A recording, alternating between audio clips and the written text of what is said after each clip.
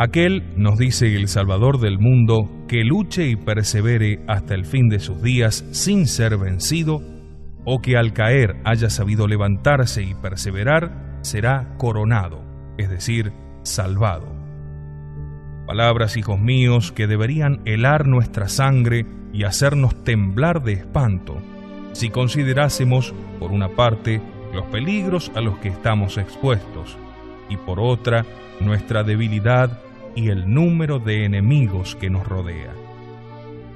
No nos admire que los más grandes santos hayan dejado a sus parientes y amigos, hayan abandonado sus bienes y placeres para ir a sepultarse en vida en medio de la selva agreste a llorar sus pecados, entre los peñascos, o a encerrarse entre cuatro paredes para llorar allí durante el resto de sus días, a fin de quedar libres y desembarazados de todo tráfago mundano, y no ocuparse en otra cosa que en combatir a los enemigos de su salvación, persuadidos de que el cielo solo sería concedido a su perseverancia. Mas me dirá alguno, ¿qué es perseverar? Helo aquí, amigo mío. Es estar pronto a sacrificarlo todo, los bienes, la voluntad, la libertad, la misma vida, antes que desagradar a Dios. Pero me dirás aún, ¿qué viene a ser no perseverar?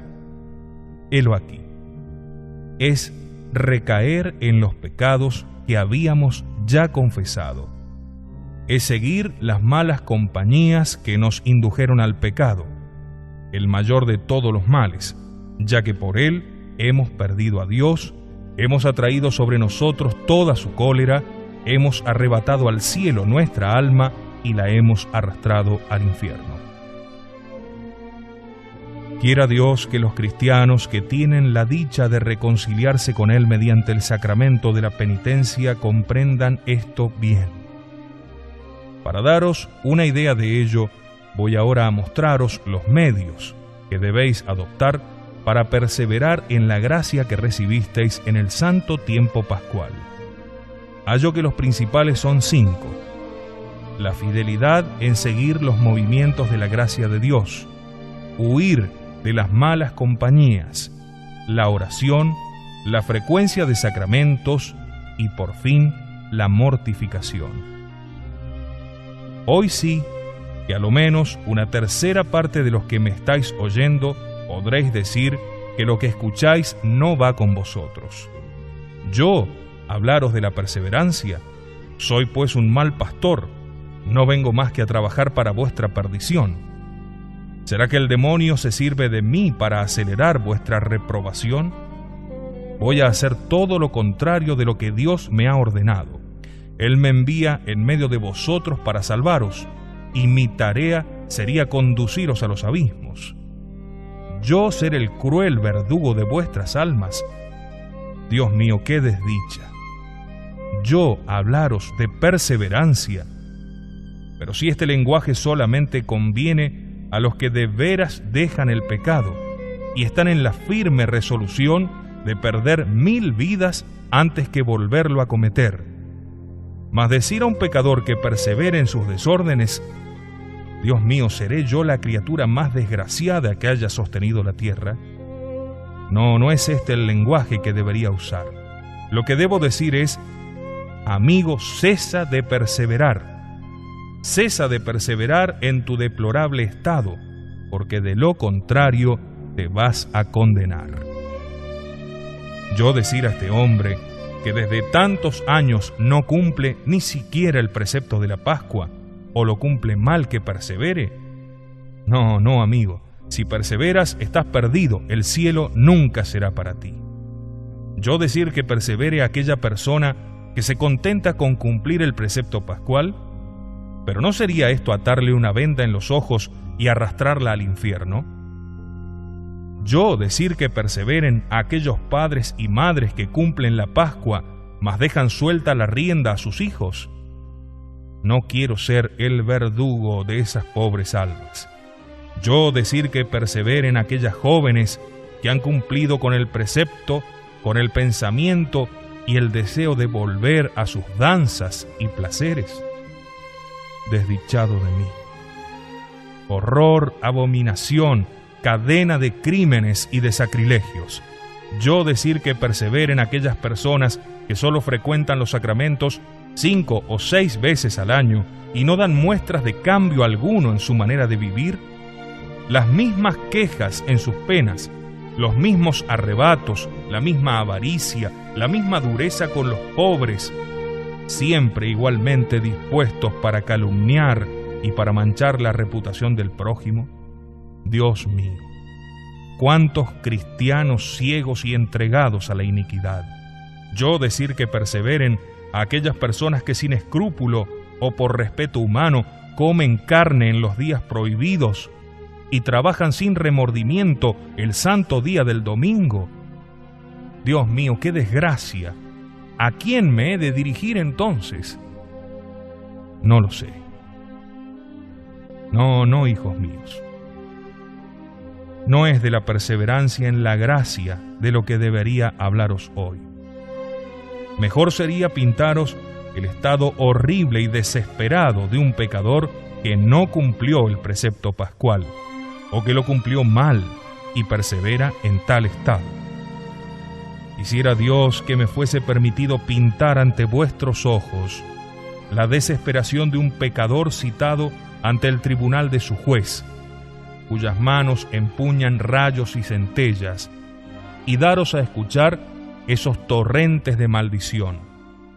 Anda, réprobo maldito, anda, endurecido pecador, vete a llorar tu vida criminal y tus sacrilegios. ¿No tienes bastante con haber vivido en la corrupción durante toda tu vida? Y aún así sería preciso llevarlos hasta la puerta del infierno antes que el demonio los precipite allí para no salir jamás, a fin de que oyesen los gritos, los alaridos de aquellos desgraciados réprobos, y a fin de que pudiesen ver el sitio que en aquel lugar tienen ustedes destinado. Dios mío, ¿les sería posible seguir viviendo luego de conocer esto? Un cielo perdido, un infierno, una eternidad. Despreciaron, profanaron los sufrimientos, ¿qué digo los sufrimientos? La muerte de un Dios. Tal es la recompensa de perseverar en el pecado. Sí. Tal es el asunto que debería hoy tratar.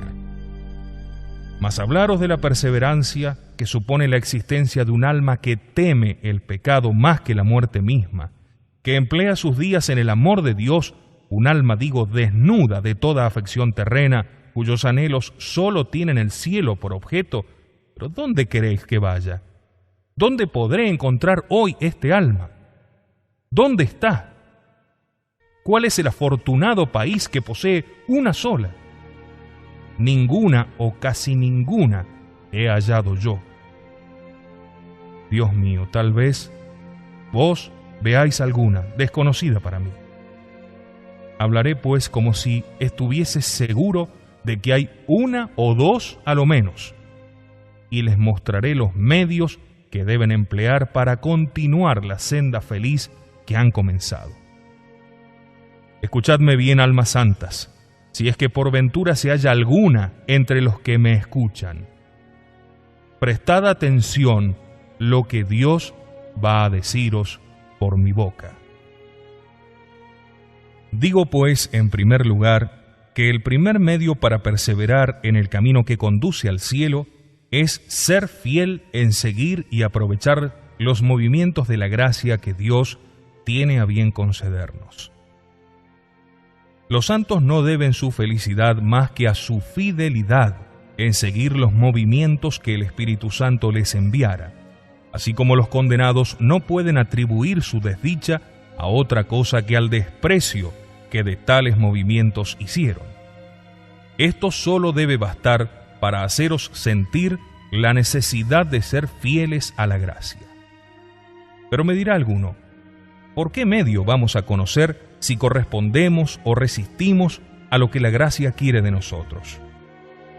Si no lo sabes, amigo, escúchame un momento y conocerás lo más esencial. digo ante todo que la gracia es un pensamiento que nos hace sentir la necesidad de evitar el mal y de hacer el bien. Entremos en algunos detalles familiares, a fin de que lo comprendáis mejor, y así verás cuándo eres fiel a la gracia y cuándo estás resistiéndote al llamado de Dios. Por la mañana, al despertarte, nuestro Señor te sugiere el pensamiento de consagrarle tu corazón, de ofrecerle los trabajos del día y de rezar enseguida, de rodillas, las oraciones de la mañana. Si lo practicas así, prontamente y de todo corazón, estás siguiendo el movimiento de la gracia. Pero si no lo practicas o lo haces mal, entonces dejas de seguir el movimiento. En otra ocasión sentirás de pronto el deseo de ir a confesarte, de corregir tus defectos y dejar de ser lo que al presente pensarás que, si llegas a morir, serías condenado. Si sigues esa buena inspiración que Dios te está enviando, estás siendo fiel a la gracia. Mas tú dejas pasar esto sin hacer nada. Te viene el pensamiento de dar alguna limosna, de practicar alguna penitencia, de asistir a día a las misas laborables, de hacer que asistan también tus criados, mas no lo haces.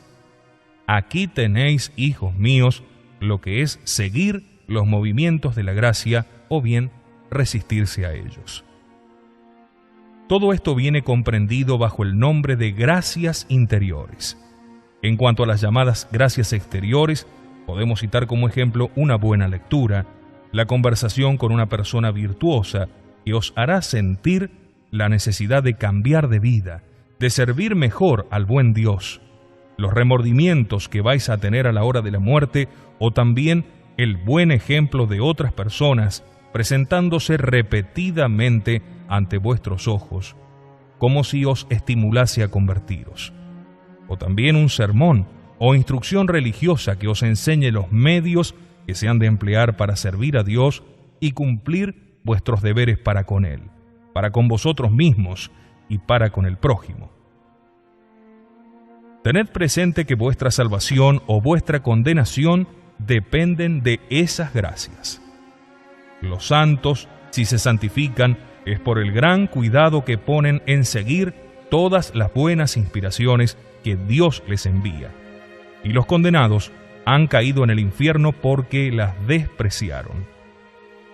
Vais a ver ahora una prueba de ello. Vemos efectivamente en el Evangelio que todas las conversiones obradas por Jesucristo durante su vida mortal se apoyaron en la perseverancia. ¿Cómo sabemos que San Pedro se convirtió? Bien se dice que Jesús le miró, que San Pedro lloró su pecado.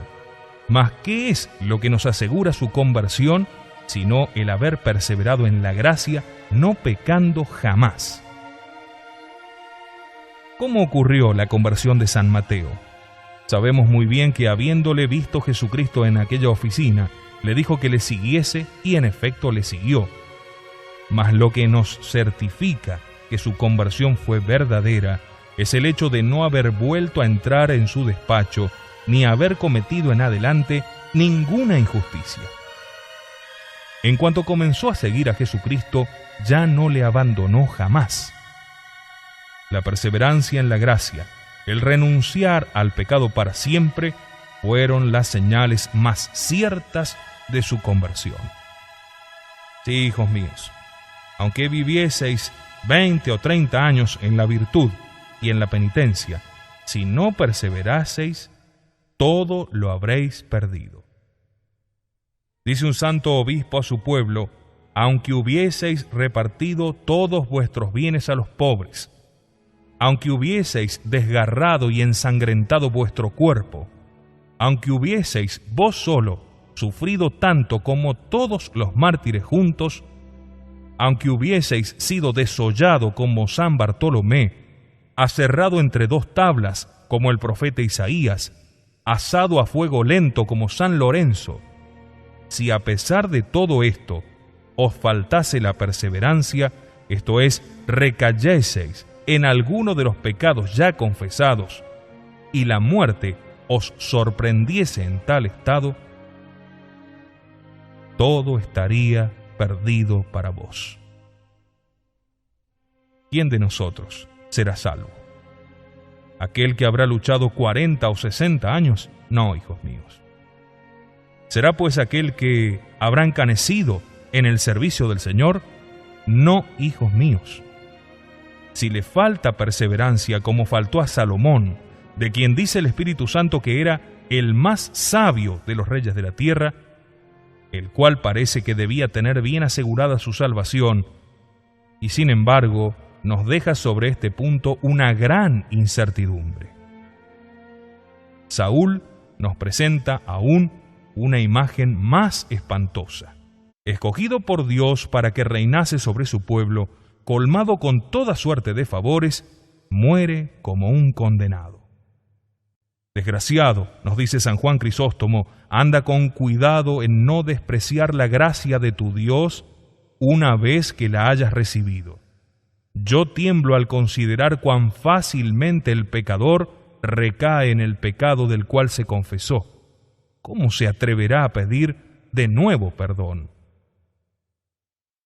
Sí, hijos míos, si para no recaer en el pecado os bastaría con el auxilio de la gracia comparar la desgraciada situación a que el pecado os tenía reducidos con aquel estado en que os coloca la gracia.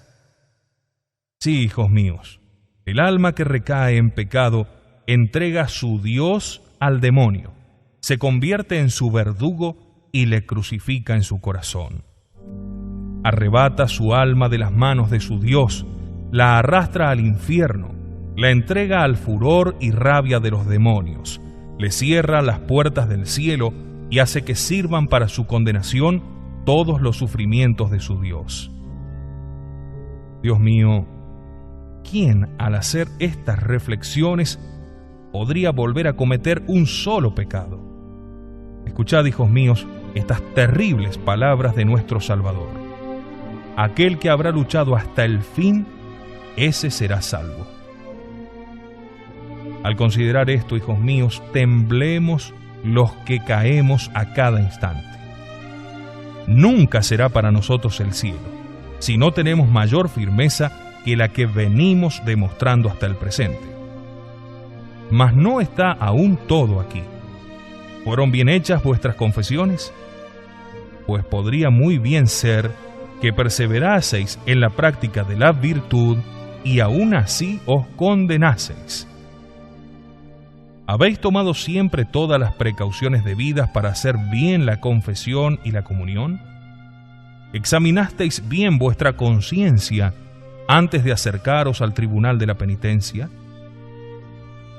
¿Declarasteis rectamente vuestros pecados tal como estaban en vuestra conciencia, sin decir acaso que tal cosa no era mala, que lo otro no es nada, o lo diré otra vez?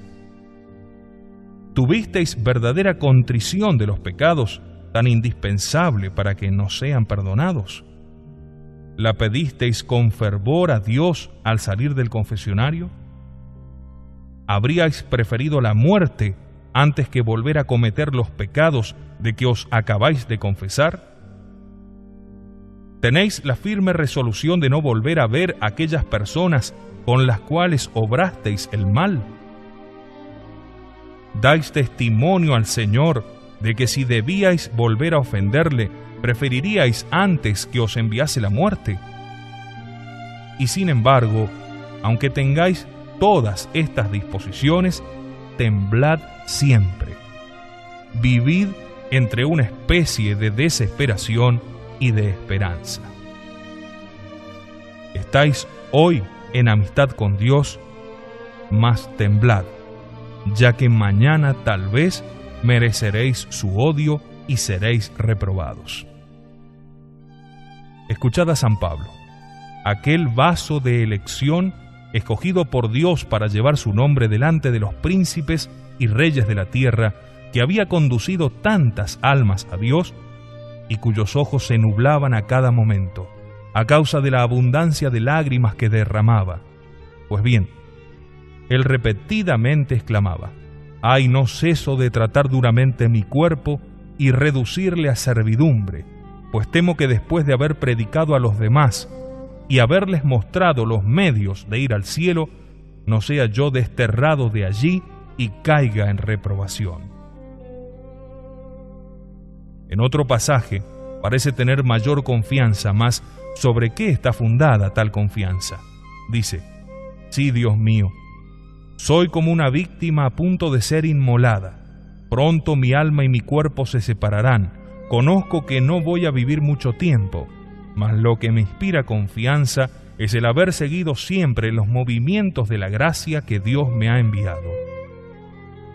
Desde el momento en que tuve la suerte de convertirme, he guiado hacia Dios tantas cuantas almas me ha sido posible. He luchado siempre, he hecho una guerra continuada a mi cuerpo. Cuántas veces he pedido a Dios la gracia de librarme de este miserable cuerpo siempre inclinado al mal. Por fin, gracias a mi Dios, voy a recibir la recompensa del que ha luchado y perseverado hasta el fin. Ay, Dios mío, cuán pocos son los que perseveran y por consiguiente, cuán pocos son los que se salvan.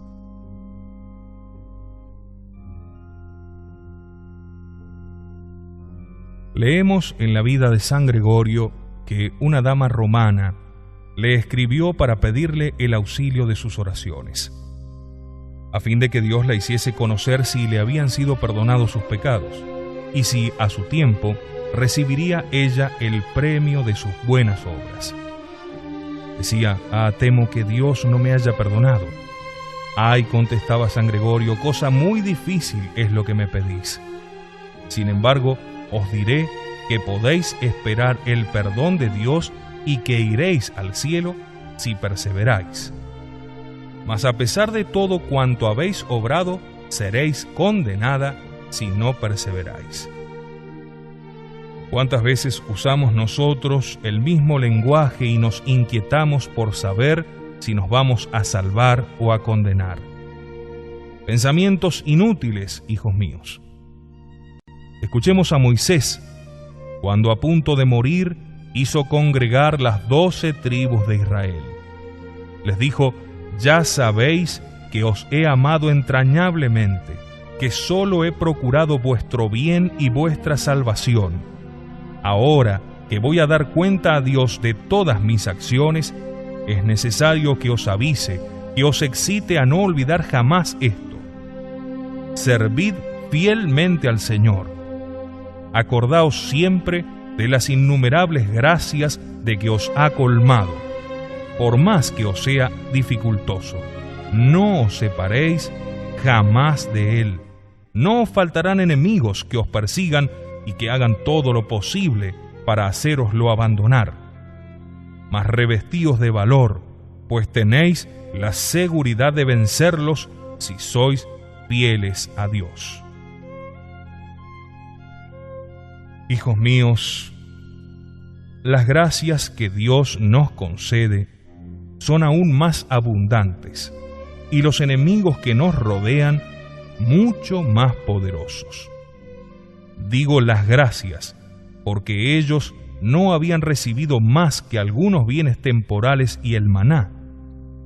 Pero nosotros tenemos la dicha de recibir el perdón de nuestros pecados, de arrebatar nuestra alma del poder del infierno y de ser alimentados no con el maná, sino con el cuerpo y la sangre adorable de Jesucristo.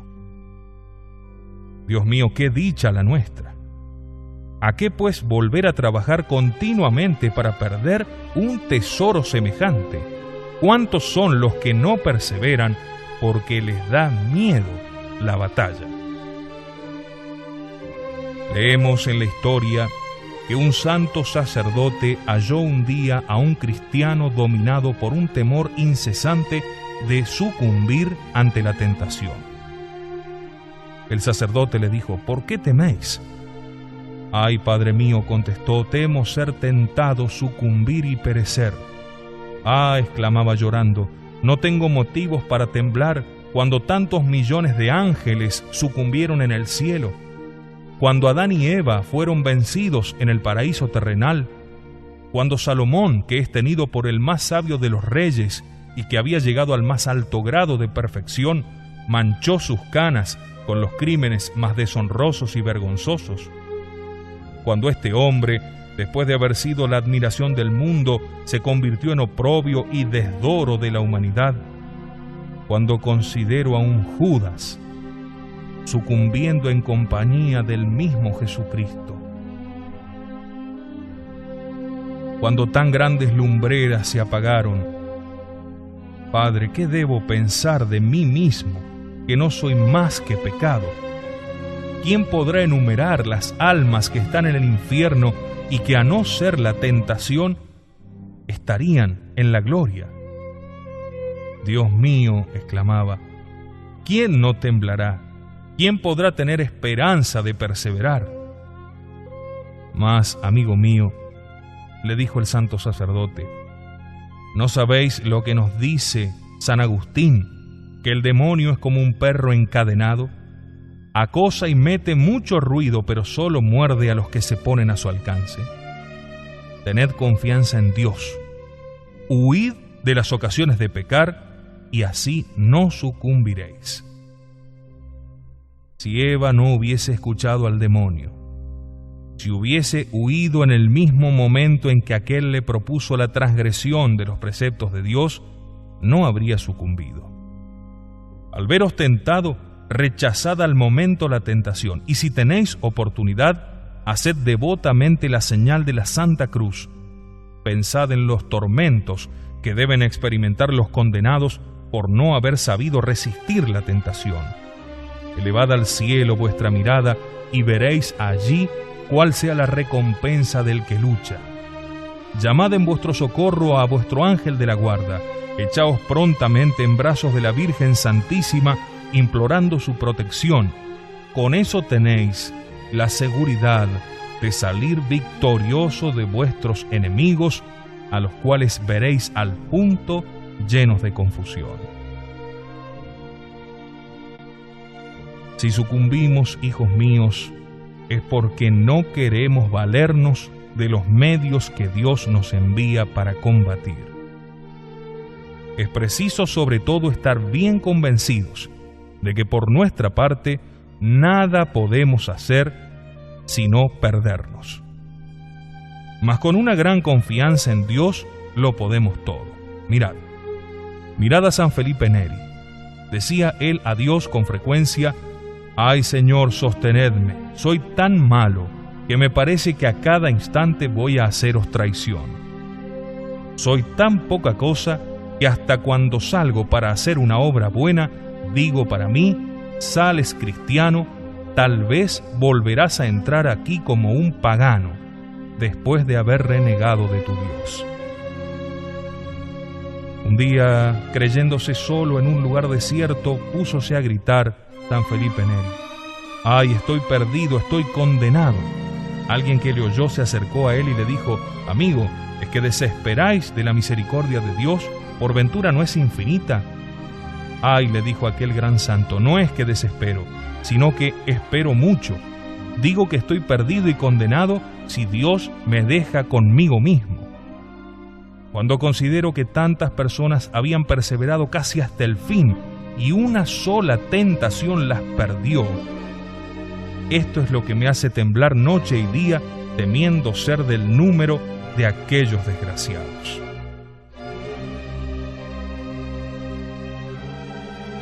Ay, hijos míos, si todos los santos temblaron durante su vida por temor de no perseverar, ¿qué será de nosotros, que sin virtudes, casi sin confianza en Dios, cargados de pecados?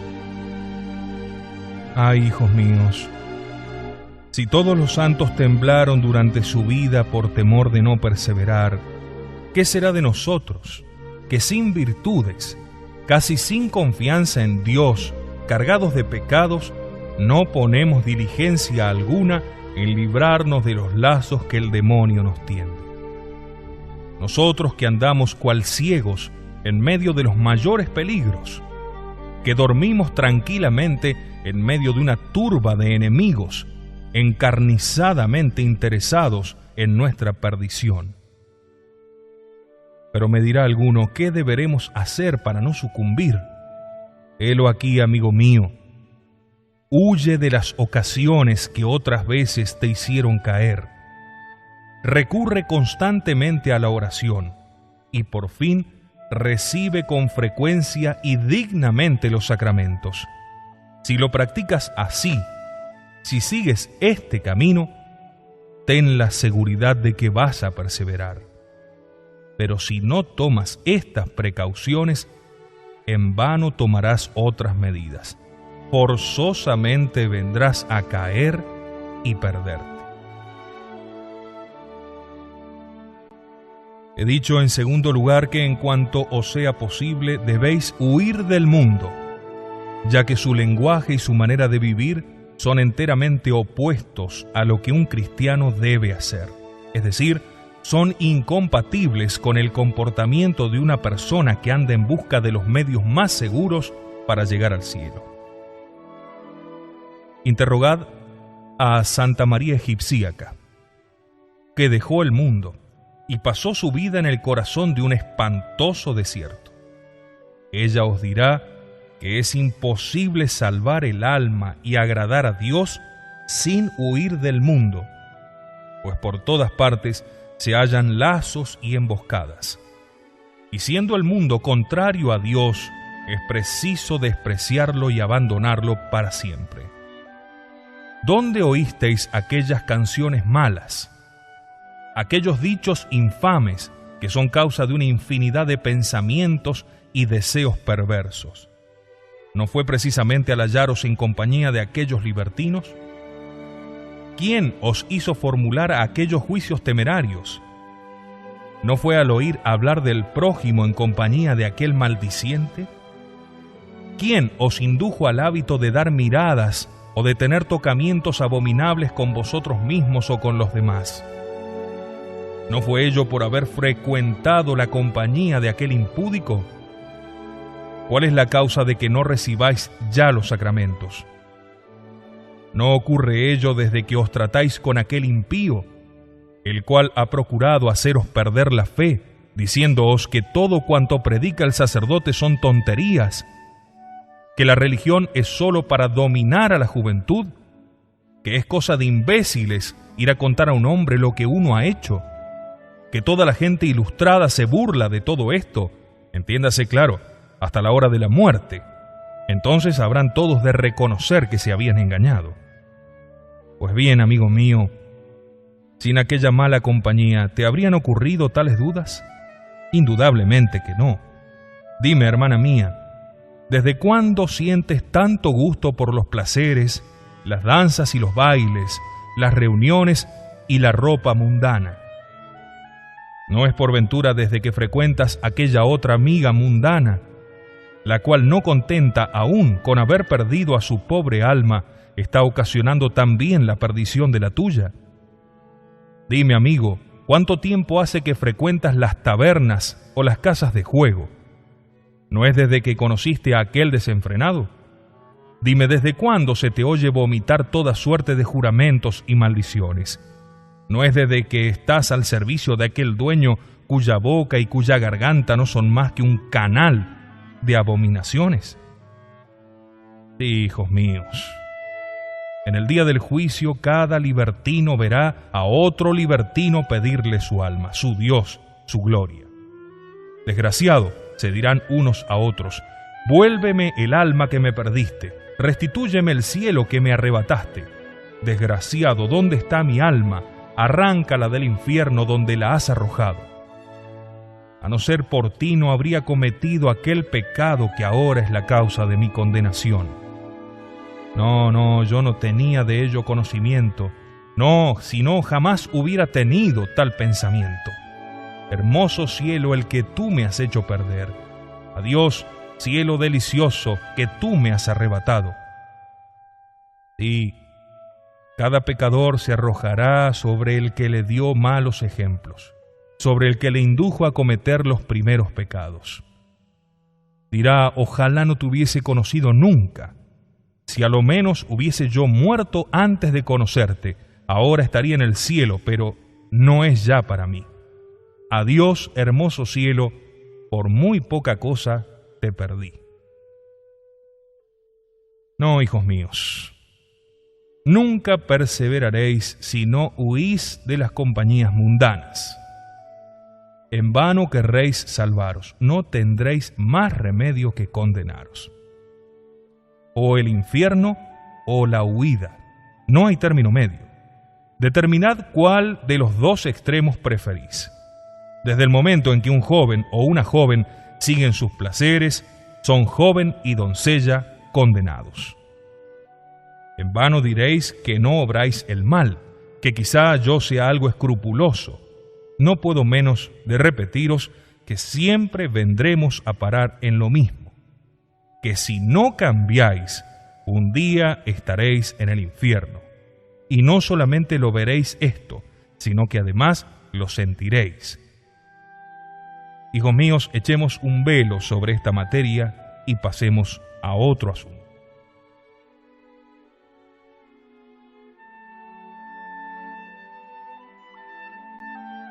He dicho en tercer lugar que la oración es absolutamente necesaria para acertar a perseverar en la gracia, después de haber recibido esta en el sacramento de la penitencia. Con la oración todo lo podéis. Por decirlo así, sois dueños del querer de Dios. Mas sin la oración, de nada sois capaces.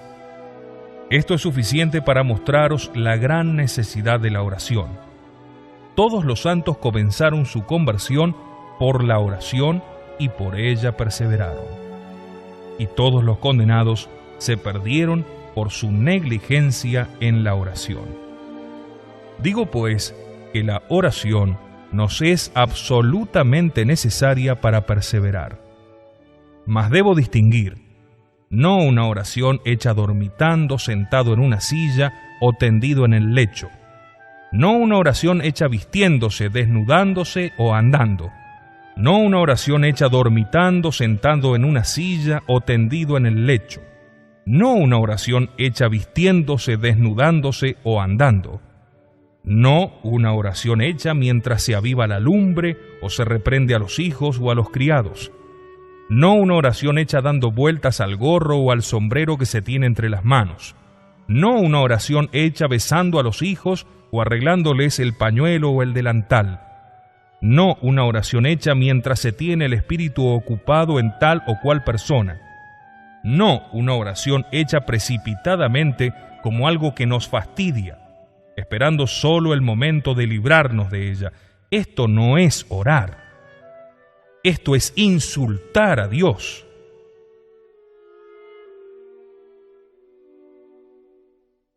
Lejos de hallar en ella un medio de asegurar nuestra perseverancia, constituye ella misma una caída, ya que en vez de alcanzar mediante su virtud un nuevo grado de gracia, Dios nos retira la que nos concediera para castigar así el desprecio que hacemos de su presencia.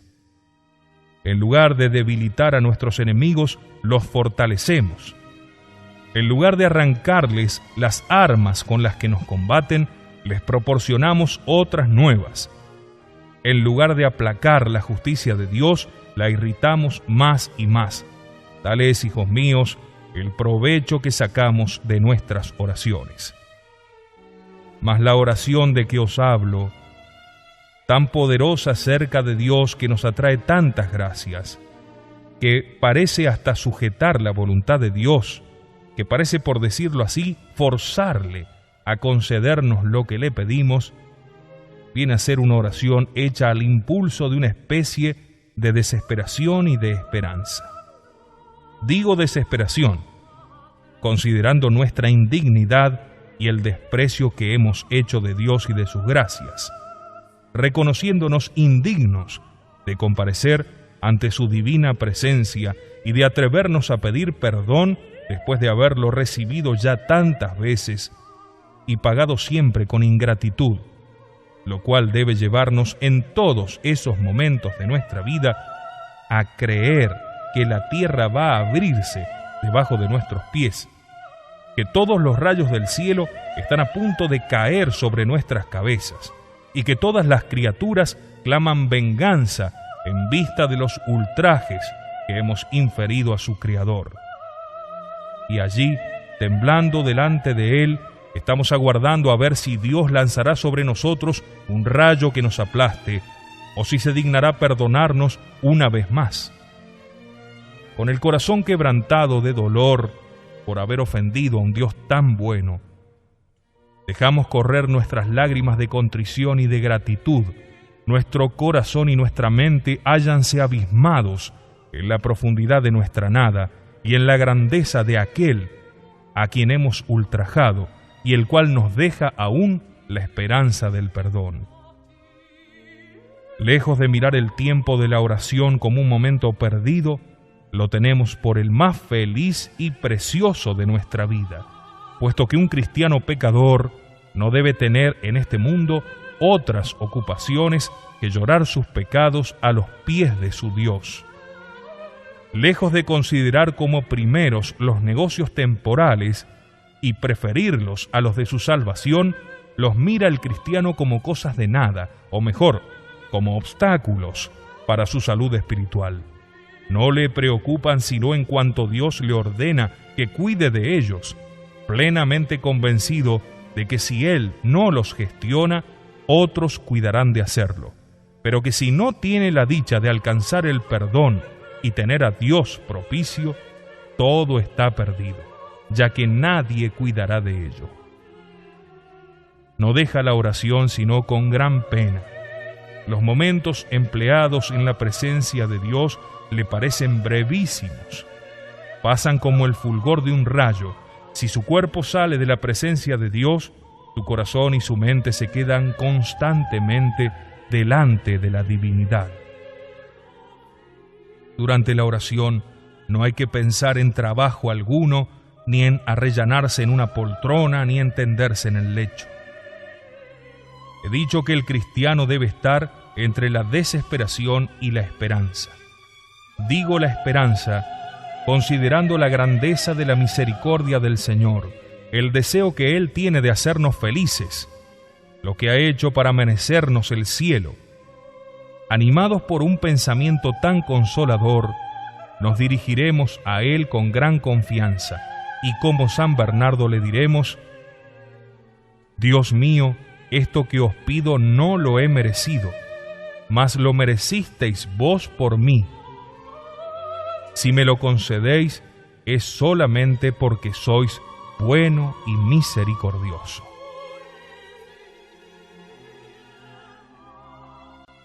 En cuarto lugar, hemos dicho que para tener la dicha de conservar la gracia de Dios, debíamos frecuentar los sacramentos. Un cristiano que use santamente de la oración y de los sacramentos aparece formidable ante el demonio. Cual un dragón montado sobre un corcel, los ojos centelleantes, armado con su coraza, su espada, en presencia de un enemigo desarmado. Su sola presencia le hace retroceder y emprender la fuga. Mas haced que descienda de su caballo y abandone sus armas. Pronto su enemigo se le echa encima, le huella con sus pies y toma cautivo al que, provisto de armas, con su sola presencia parecía aniquilar al enemigo.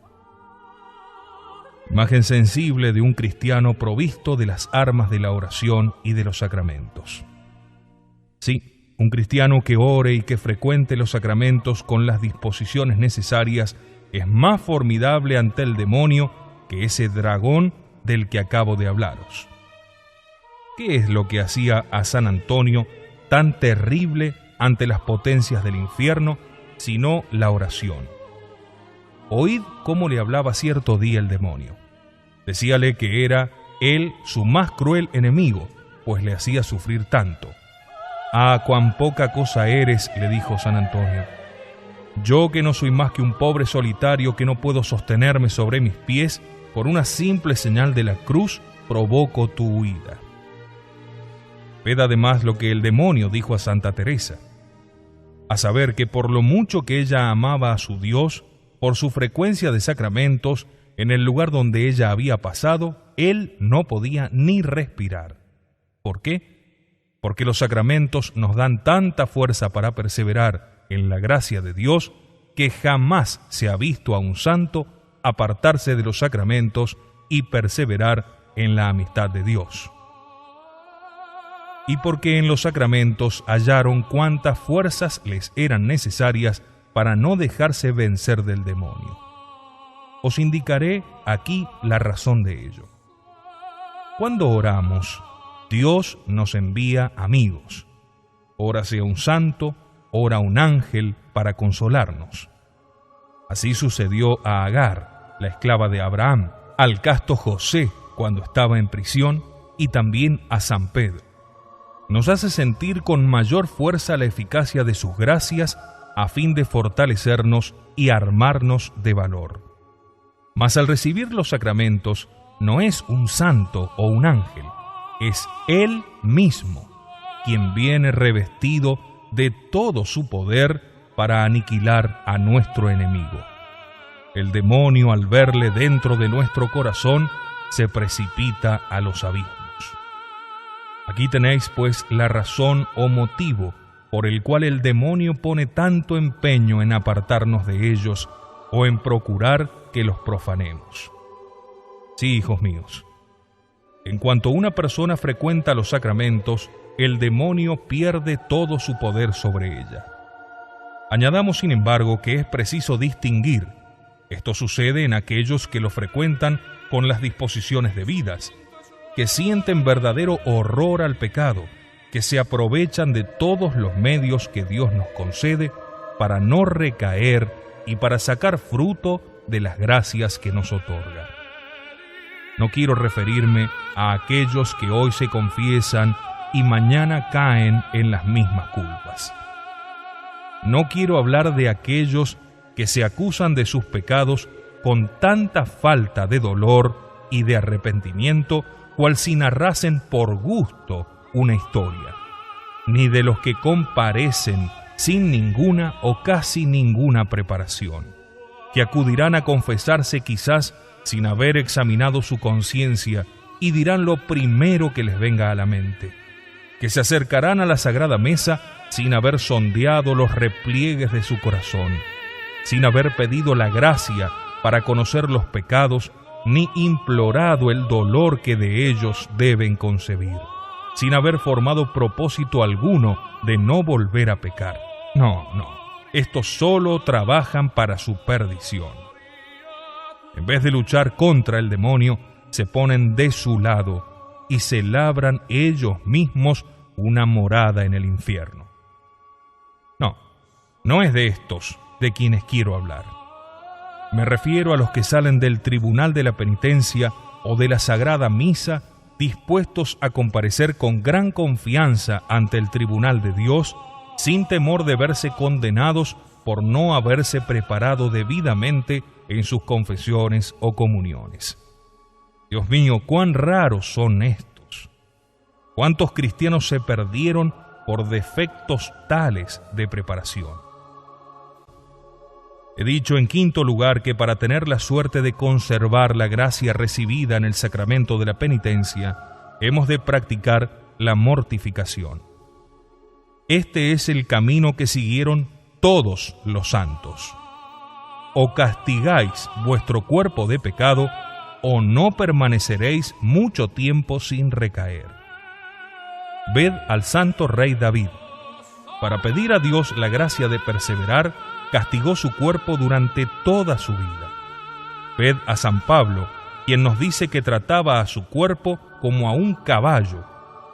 Ante todo, no hemos de dejar pasar comida alguna sin abstenernos de algo, para que al fin de la misma podamos ofrecer a Dios alguna privación. Las horas de dormir, de cuando en cuando, debemos cercenarlas un poco. Cuando sentimos la comezón de hablar y deseamos decir algo, privémonos de ello en obsequio a nuestro Señor. Ahora bien, hijos míos, ¿quiénes hay que tomen todas estas precauciones cuya importancia os acabo de anunciar? ¿Dónde están? Yo no lo sé. Cuán raros son, cuán reducido es su número.